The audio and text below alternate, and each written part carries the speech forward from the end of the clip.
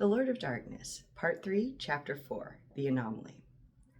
After Nick and Eve's wedding, 3 years passed without incident, aside from the ongoing apocalypse. Nick was overworked again, and I barely saw him again, but it wasn't like last time. Nick was delighted and delightful. He literally glowed. He still teleported around with shadow displays, but for the sake of theatrics instead of as an emotional outlet. Nick invited his wife to accompany him as often as she wished, and she was deeply curious about the inner workings of hell and the apocalypse, so they were together most of the time. Whenever someone objected to Eve's presence, Nick would calmly inform them that he was only welcome if she was, so if they forced her to leave, he would also leave. A few people tried to call his bluff, only to watch Nick and Eve vanish in a disgruntled puff of shadows. Eventually, no one bothered objecting anymore. Every moment that Nick wasn't actively working, he was looking at Eve, flirting with her, kissing her. They held hands under the table, cracked up at jokes only they understood, and visibly cherished every moment together.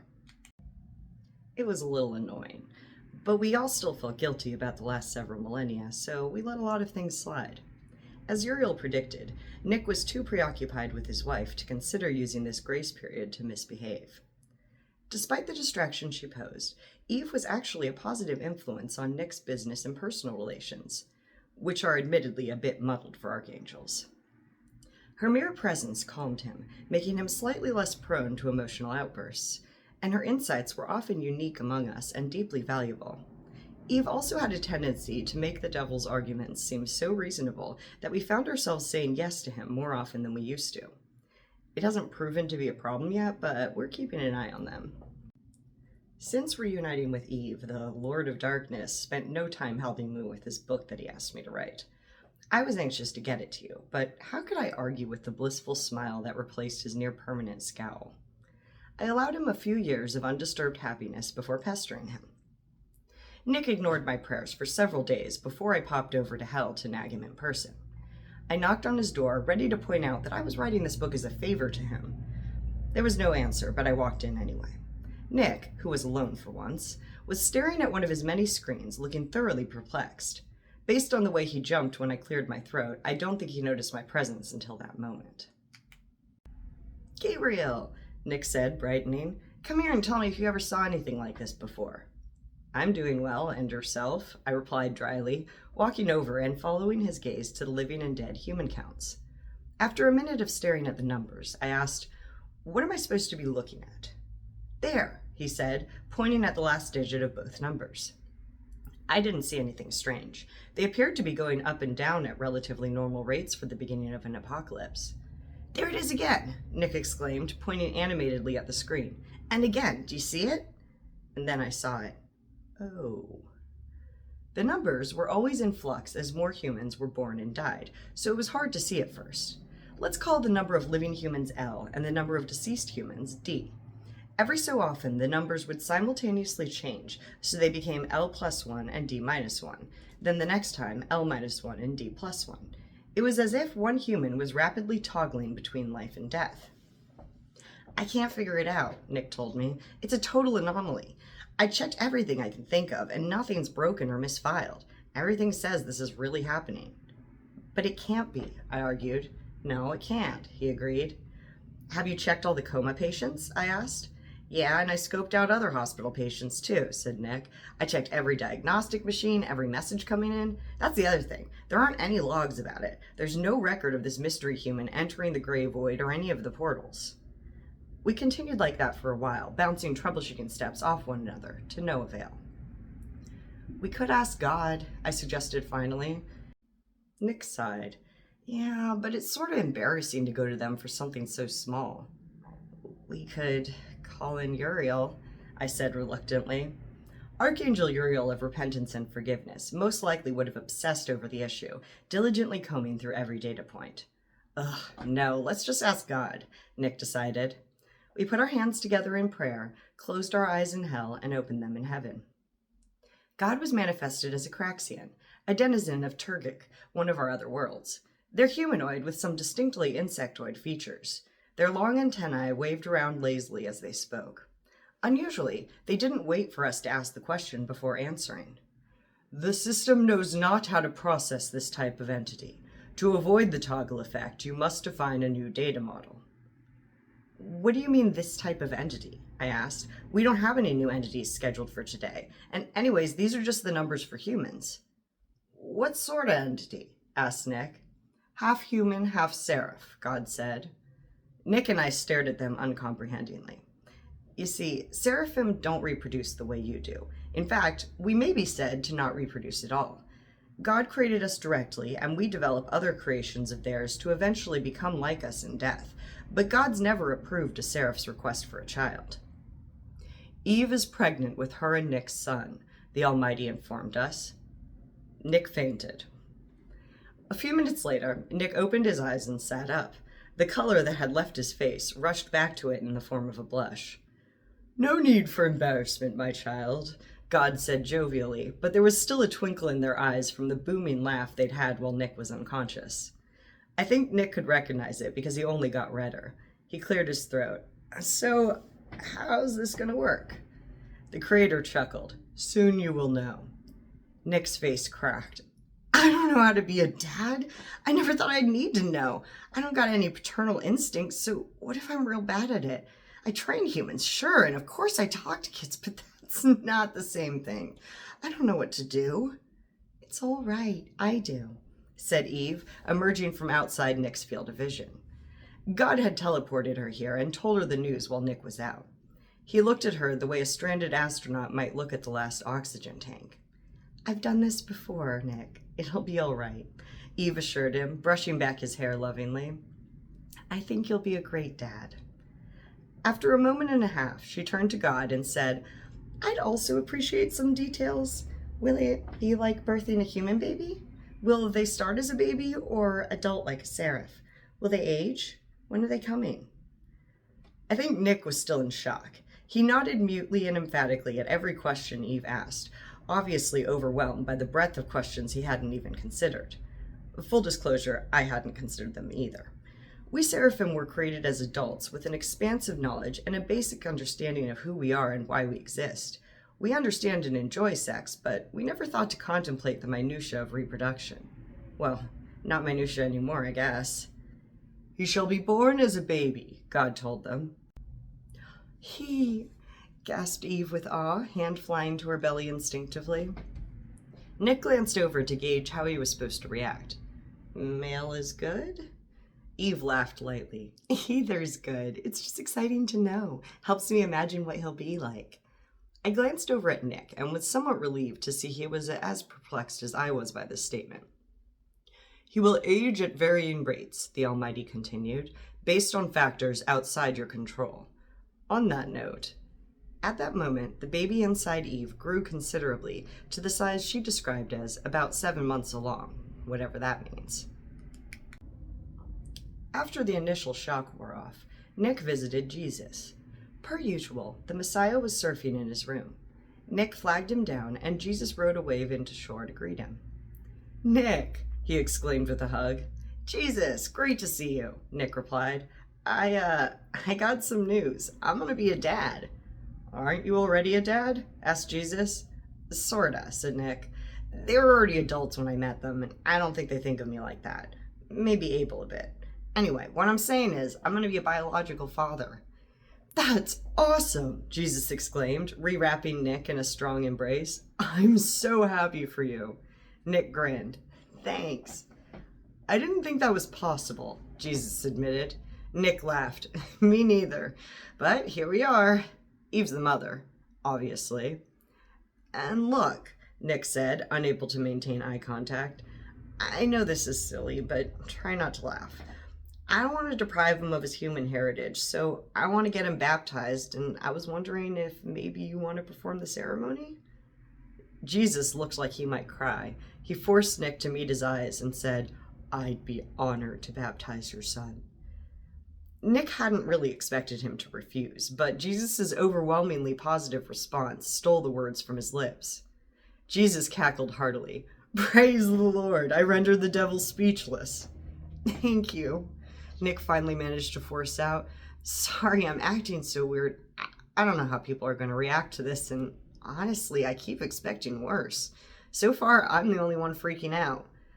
Oh, I doubt you'll be alone there once Archangel Michael finds out, Jesus quipped. Good point, Nick laughed. Then he frowned. Nick, your son is not the Antichrist, Jesus said firmly. Anyone who thinks otherwise can answer to me about it. Nick let out a dry, shuddering sob of relief. Because that, of course, was what he'd been most afraid of, people accusing his son of being the Antichrist. There was no doubt in Nick's mind that his son would be a good person, so his fears centered around how others would treat the boy. Eve, on the other hand, was secretly very worried that her son could unleash suffering on the multiverse.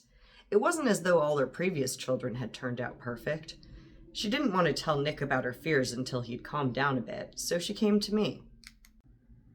Earth's apocalypse is based on the Book of Revelations, I explained, which was a set of wordless visions I gave to this guy named John. I swear, there was nothing about an Antichrist in those visions. I told him about a metaphorical beast, but it was all misconstrued. I also didn't say anything about Nick being thrown into the lake of fire. That was pure human propaganda. So there isn't a divine prophecy about Nick's child? Eve asked. None whatsoever, I confirmed. She heaved a heavy sigh of relief. Glad I could help, I grinned. Seeing the look on her face, I asked, something else bothering you? Nick's panicking, Eve said. Should I be worried? Chances are he'll get it out of his system and be back to normal in a few days, I told her. His shirt still has a smiley face on it, right? Yeah, why? She knew the story of the past decamillennia of his life so well, it was easy to forget how much she didn't know.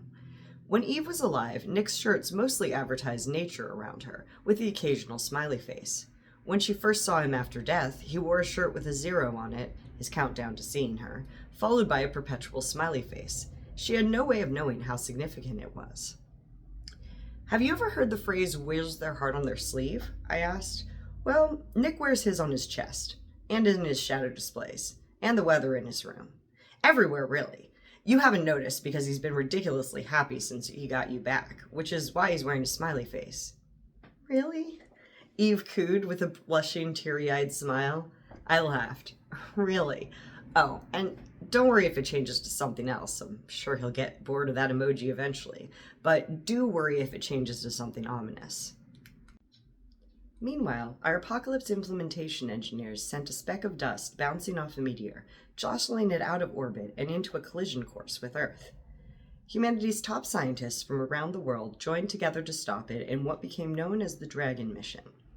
They launched 10 rockets into space to pulverize the threatening alien rock.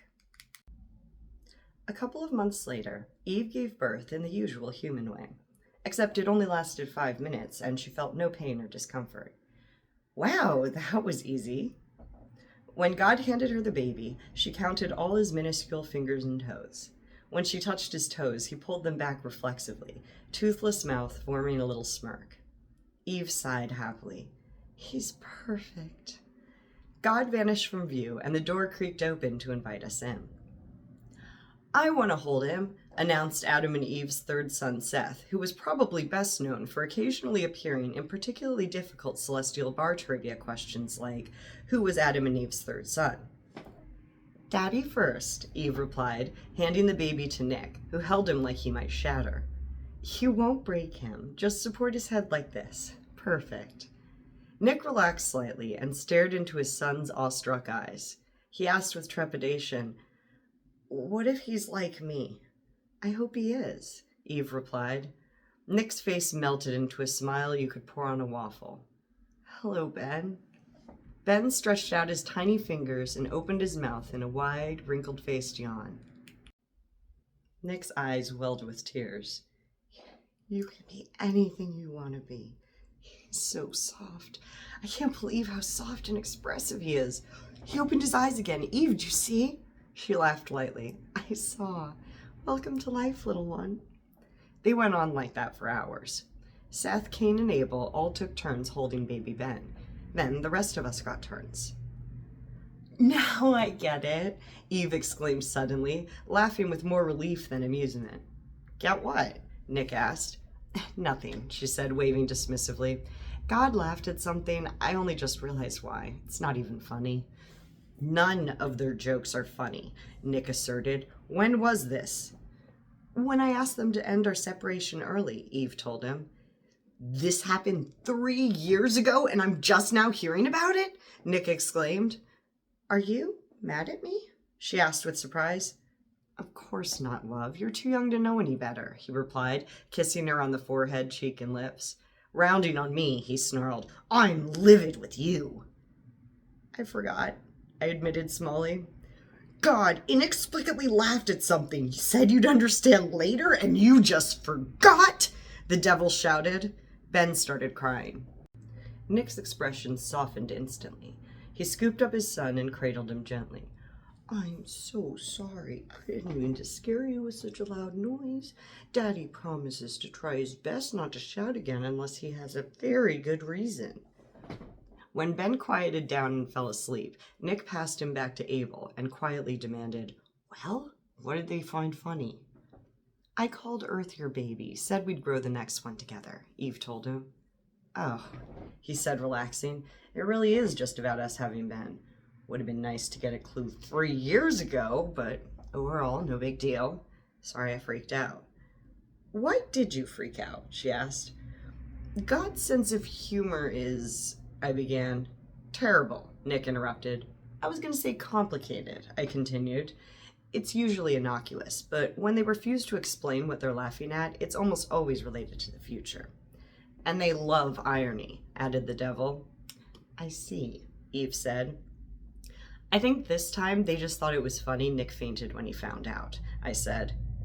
May I hold him? Asked a voice from behind us. Nick whirled around to face the speaker and demanded, Who the hell are you? Eve teleported to his side. Nick, this is my ex-husband, Adam. I meant to tell you I invited him. Slipped my mind in the excitement. Adam, this is my husband, Nick. And yes, of course you can hold Ben. When Abel passed the baby to Adam, Nick moved as if to snatch him back, but stopped himself. Shadows crept up Adam's legs while the devil watched him like a hawk. Hello, said another stranger, stepping in to block Nick's view. I'm Steve, Adam's husband. Nick relaxed considerably, knowing Eve's former lover was spoken for, and shook Steve's hand warmly. The shadows retreated to their corners as Steve drew him aside. I know how you feel, he told Nick quietly. I doubt it, the devil replied, shifting to keep his former rival in view. I went through the same thing when I met Eve, Steve explained. Nick really looked at him for the first time. He was tall, with porcelain skin, light blonde hair, and icy blue eyes. Despite knowing practically nothing about Steve, Nick felt a near-instant kinship with him. I'm not jealous, he said, more to himself than Steve. And there's no need to be, Steve replied. She chose you, and he chose me. He's Abel, Cain, and Seth's father, Nick added, enviously eyeing the assurance with which Adam held Ben. You're worried you won't be as good a dad? Steve surmised. Don't. It's not a fair comparison. I bet you'll be the best dad Ben could have. Thanks, Nick said, willing his voice not to crack. You said your name's Steve? That's right. Nick chuckled. Now I get it. Every once in a while, someone said that stupid anti-homosexual human slogan about how it's not Adam and Steve, and everyone laughed. I always thought it was real weird they thought it was funny. Why didn't you ask or look it up? Steve wondered. Because it mentions Eve, the seraph explained. I was blocked from all sites that mention her, and the other archangels would have read too much into it if I asked. Sorry, I probably got to give you some context. No need, Steve assured him. I already know your whole backstory. How? You don't know? Steve asked. Adam and Eve never lost touch, except for the 2 years between his death and hers. They don't hang out all the time or anything, but we catch up every now and then. Sometimes when we came over, Eve lost track of time and was fully immersed in her quest to map out your life story, so we'd help. And then there was that time Abel rounded us all up to help you vote down the apocalypse. Oh, Nick said. I didn't... Thanks for that. No problem. Sorry we didn't make a difference, replied Steve. Are you kidding? Nick exclaimed. You guys swayed Jofi. That meant a lot to me. Steve smiled. You're welcome. Your son's precious, by the way. Thanks, said Nick, face softening as he gazed at his child. Excuse me for a moment. Wait, before you go, I must ask, Steve insisted. Why have you avoided meeting us for so long? Nick hesitated, then spoke rapidly. I never hated Adam, not one bit. I don't got a thing against him, really, except for his role in all the trauma his kids went through growing up, but I probably shouldn't be so critical now that I'm a dad, too. And, of course, I was angry and jealous for a long time, but I'm over all that. Mostly. Plus, even though I met her first, he was prophesized to marry her first, and we were separated by circumstance, so it's complicated. My point is, I got no quarrel with Adam. I just couldn't ever think of a nice thing to say to him. Until now. So, would you please excuse me for a moment? Oh, sure, said Steve, stepping aside. Nick strode over and held out his hand to Adam, who shook it warmly. Sorry about before. Let me start over. Hi, I'm Nick. You're clearly a person with great taste in companionship. Thanks. The same could be said of you, Adam replied.